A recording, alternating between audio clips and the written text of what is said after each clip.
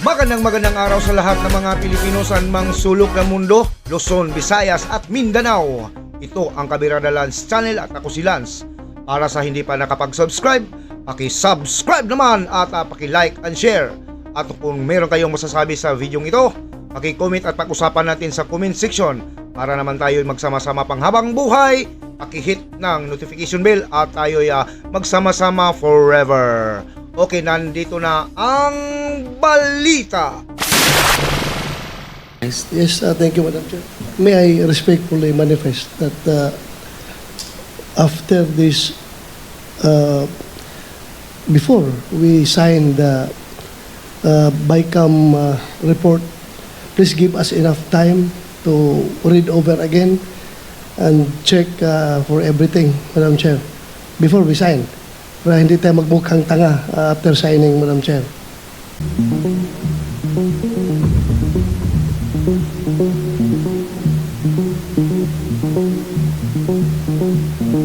afternoon, everyone. On behalf of the Senate panel, we would like to call this bicameral conference committee meeting on the disagreeing votes on House Bill number 10800 to order. On the part of the House of Representatives, meeting is called to order.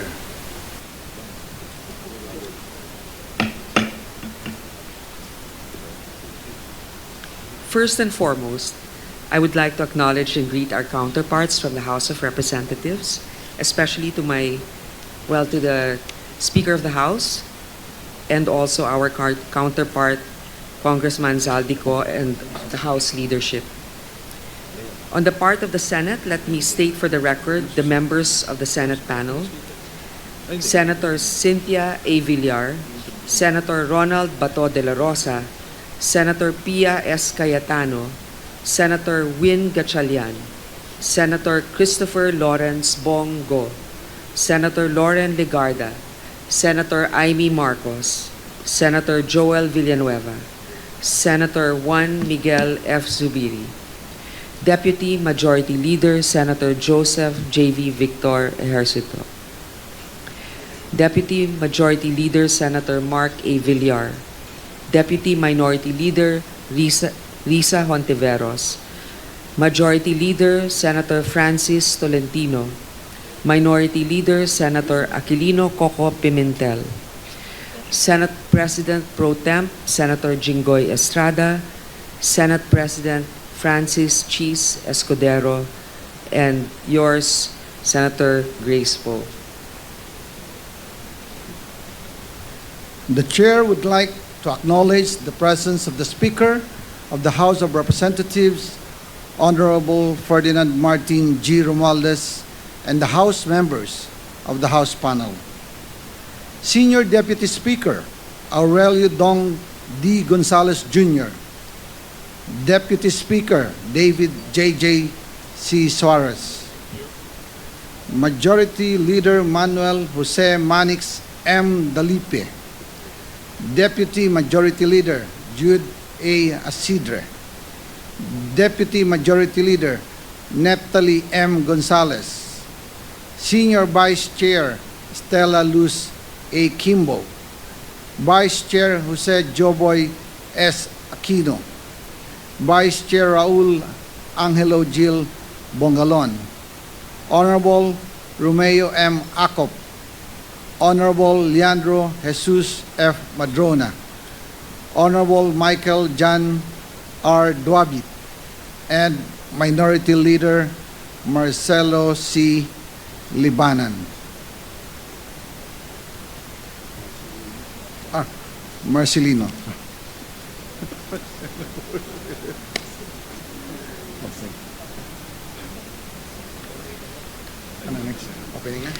I would like now to give the opening statement from the Senate. Magandang hapon po sa ating lahat. As part of the legislative process, I'm reminded that no matter how much we disagree, we should all be here for a common purpose, and that is to serve our countrymen. Of course, it's not without its challenges. Lahat gustong makuha ang pinakamataas na marka para sa kanilang sektor. pero kailangan din nating tiyakin na sapat para matugunan ang mga tunay na pangangailangan ng bansa. Today, we will make those tough decisions. But let's not forget, this is also a time for cooperation and compromise. Lahat tayo ay kumakatawan sa iba't ibang pananaw, interes at mga nasasakupan. But let our differences become our strength. Let's use them to create a budget that's balanced, equitable, and pro-people. My only plea is for us conferees not to take ourselves too seriously. Kung sobrang init na ang diskusyon, baka kailangan natin mag-coffee break to settle our differences, if and when it comes to that. Lastly, I want to thank everyone here, from the members of both chambers to our hardworking staff who have been burning the midnight oil to get us to this point. Your dedication and professionalism keep this process running.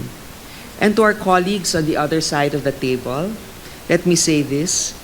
Kahit minsan magkaiba tayo ng opinion, I have nothing but respect also for the work that you have done for us to reach this day. Mukhang marami pa tayong trabaho, pero malapit na rin ang Pasko, so let's get to it, let's debate, let's deliberate and decide, but always keeping in mind the millions of Filipinos counting on us to get this right. Maraming salamat po. Distinguished colleagues, esteemed members of the House and the Senate, magandang hapon po sa inyong lahat. It's an honor to solemn and solemn responsibility to stand before you today as chairman of the House contingent in the Bicameral Conference Committee. We are here to deliberate on the disagreeing provisions of House Bill number 10800 or the 2025 General Appropriations Bill. This budget is the lifeblood of our nation. It enables the government to operate effectively and deliver essential services to the Filipino people. It also guarantees that last year's progress will continue as envisioned in the administration's 8-point socio-economic agenda to bring down the poverty rate to a single digit and elevate the country's status as an upper middle income economy. The official poverty statistics for 2023 show a compelling narrative of progress. Poverty incidence has fallen to 15.5%, a significant improvement from 18.1% in 2021. This means 2.45 million Filipinos were lifted out of poverty in the last 2 years. Likewise, the number of food-poor individuals struggling to meet even their most basic needs declined to 4.484 million in 2023 from 6.5 million in 2021. These figures speak loudly of the changes in the lives of many poor Filipinos. They are direct beneficiaries of the initiatives and socio-economic programs we supported in this budget. They represent lives changed, families given hope, and communities strengthened. By continuing the socio-economic programs in infrastructure investment in this budget, we will profoundly impact every Filipino battling inflation and impact of calamities brought by climate change. More importantly, this budget will bring hope and optimism to vulnerable sectors that look to us for a leadership support. As we move forward, let us find ways to reconcile our differences and ensure that our efforts align with the programs and priorities of the present administration. Let us seize this opportunity to shape the legacy of our collective work, one that reflects our shared commitment to build a stronger, more equitable, more resilient Philippines. Let us approach this deliberation with a spirit of unity driven by our responsibility to those who place their trust in us. Thank you, and may our discussions be fruitful and guided by wisdom. There being no other opening remarks from our conferees, we now move to the deliberations, discussions on the disagreeing votes on House Bill number 10800. On the part of the Senate, we would like to open the deliberations and discussions on the general appropriations measure. May we know if there are comments from our colleagues? Madam Chair, if I may be recognized. Senator Joel Villanueva is now recognized. Thank you, Madam Chair. As you always say, we are governed by rules, procedures, and traditions.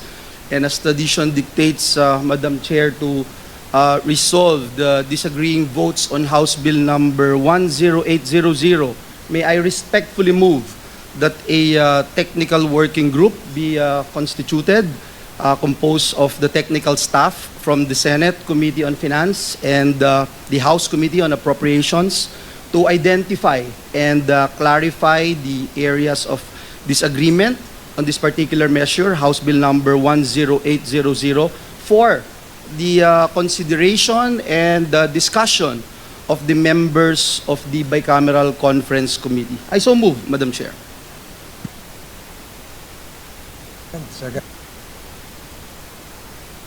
I second. Senator Tolentino seconds the motion.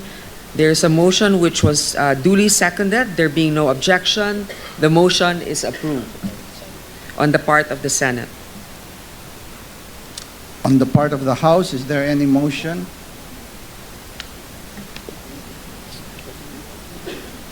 Yeah, on the part of the House, is there any motion or comment from the or objection?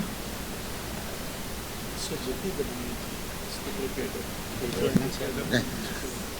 On the part of the House, we join the Senate to open the deliberations and discussions on the general appropriations measure. May we know if there are comments for our colleagues?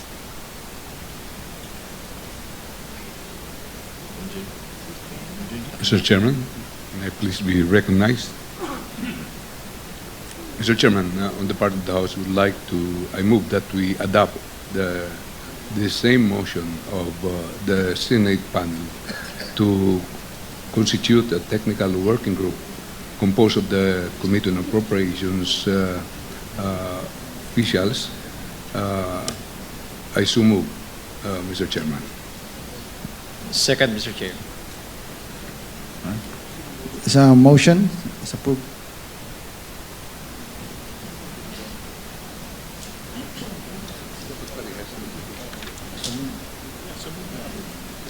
So there's a motion which was duly seconded. There being no objection, the motion is approved.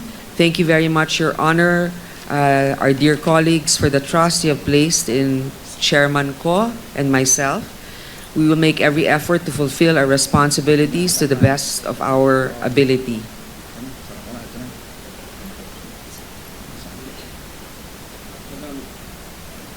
Chairperson, what's the implication? Senator Coco Pimentel is recognized. What's the implication of the last statement of our chairperson? We just formed a TWG, right? Yes, Are we we do. are we reconvening as panels all again after the matrix is done? Yes. Okay, that's what I want to know. Thank you very much. Okay.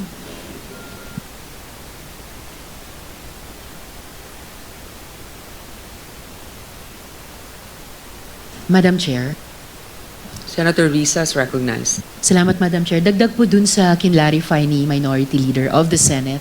So, ibig pong sabihin, pagkatapos buuin ng Joint Technical Working Group natin ng House, ay pag-aaralan ulit natin full panel to full panel yung disagreeing provisions. Tama po ba, Madam Chair? Yes, there are Salamat just a po. few disagreeing provisions, and it's good that we can work it together with the technical working group. Salamat po, Madam Chair. Okay. Madam Chair?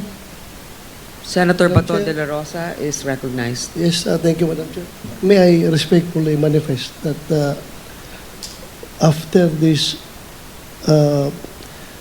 before we sign the BICAM report, please give us enough time to read over again and check for everything, Madam Chair, before we sign. Para hindi tayo magmukhang tanga after signing, Madam Chair. Yes, Senator De La Rosa, this has been the commitment of your Chairman of Finance as well as our Senate President. So you will be given, all of us will be given ample time to review the final version before we sign. Thank you, Madam Chair.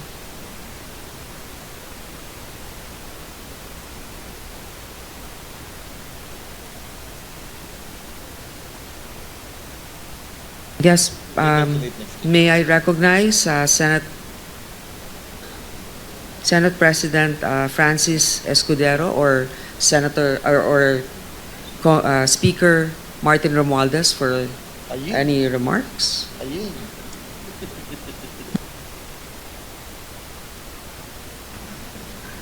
We are deeply honored to be graced by the presence of our distinguished Speaker of the House of Representatives, the Honorable Ferdinand Martin G. Romualdez. His steadfast leadership and unwavering commitment to the principles of good governance have guided us in our collective mission to serve the Filipino people. As we convene this bicameral conference committee, it is a privilege to invite our Speaker to deliver his message and share his wisdom as we buckle up for work to finalize the fiscal year 2025 General Appropriations Bill.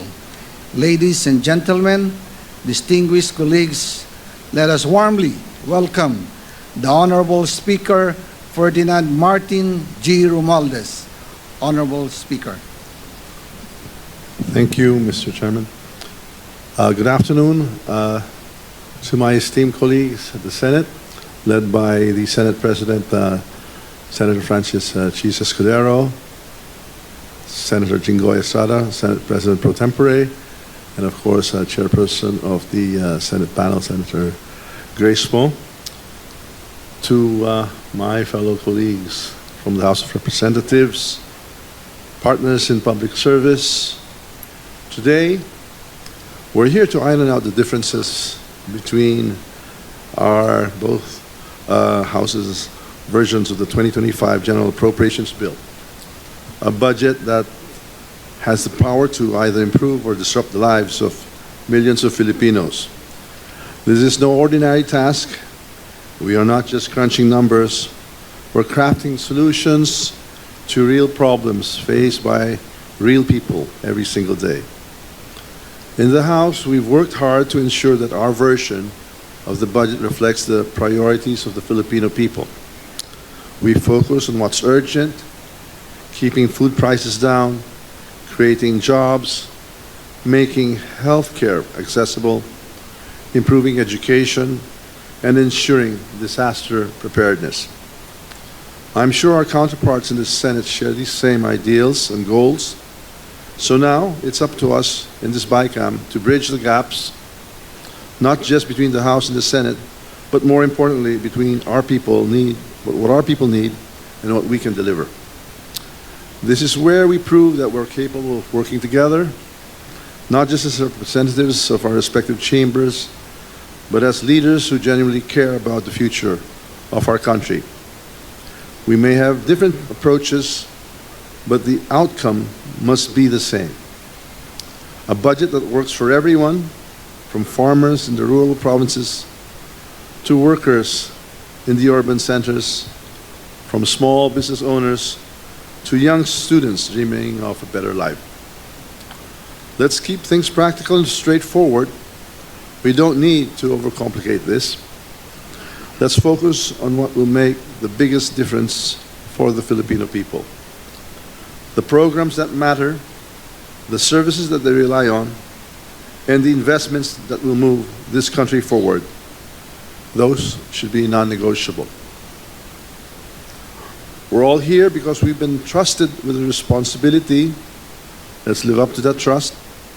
Let's have honest, productive discussions. Let's find the common ground that puts the people first. We owe it to every Filipino who wakes up every day trying to make ends meet, hoping that their government has their back. Let's give them a budget that says, yes, we hear you. Yes, we care, and we're doing something about it. I know we can get this done, and I know we can do it right. So let's get to work. Thank you, and good day. I would like to recognize our Senate President, Senator Cheese Escudero, to give his closing remarks. Speaker Martin, Senate President Pro Tem Jinggoy, Majority Leader Francis, and Chairman Grace, and members of the Senate panel, Chairperson Zaldi, and members of the House panel, Majority Leader Manix, isa po maganda at pinagpalang hapon sa ating lahat. It has been said, governance is about allocating scarce resources. If we are able to allocate scarce resources, then that means we govern properly. Ito marahil ang dahilan kung bakit sinasabi nila na ang pinakamahalaga at importanteng panukalang batas na pinapasa ng anumang Kongreso ay ang taunang budget para sa darating na taon. Ito na rin ang pinakakomplikado sigurong piraso ng legislasyon na ipapasa ng Kongreso kumpara sa mga ibang legislasyon na pinasa natin sa mga nagdaang panahon. Komplikado dahil mahaba, malaking mga halagang pinag-uusapan, detalyado kung saan ilalagay ang pondo at kaban ng bayan sa iba't ibang proyekto para sa iba't ibang sektor at para sa iba't ibang parte ng ating bansa. Mahaba o komplikado man, trabahong dapat gampanan ng Kongreso at ginagampanan kada taon. Aming sinabi, bubuksan namin palagi ito sa parte ng Senado at sa parte ng Kamara upang busisiin at makita ng taong bayan kung paano nga ba ito ginagawa. Hiling namin dun sa mga interesado talaga na maging matyaga, na tingnan at suriin ang mga datos.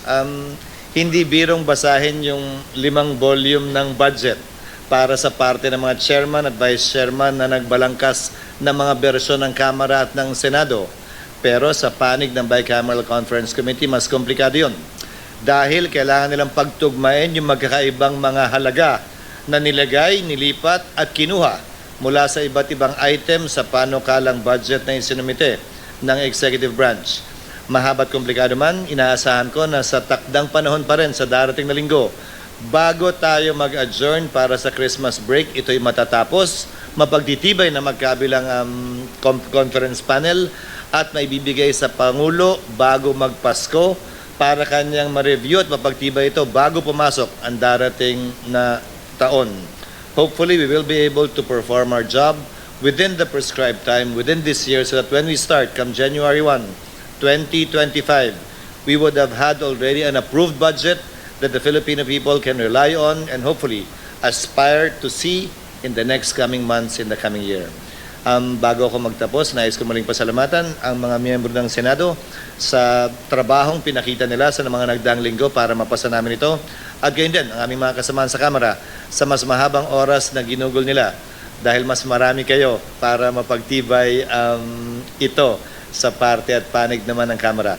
And we look forward to a genuine and fruitful working relationship with the House as we try to iron out the differences between the disagreeing provisions of the Senate and the House versions of the budget. Maraming salamat, Madam Chairman. Maraming salamat, Kinong Speaker. Thank you. With the closing remarks, on the part of the Senate, this bicameral conference committee meeting is hereby suspended. Mr. Chair, I move to suspend the meeting.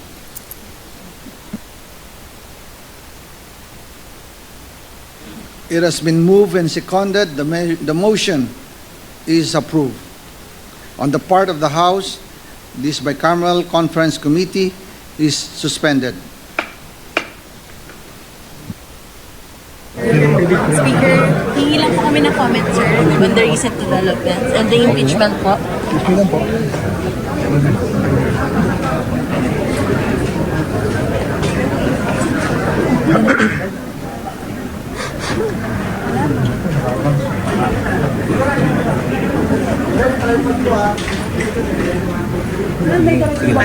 Sa isa ng impeachment.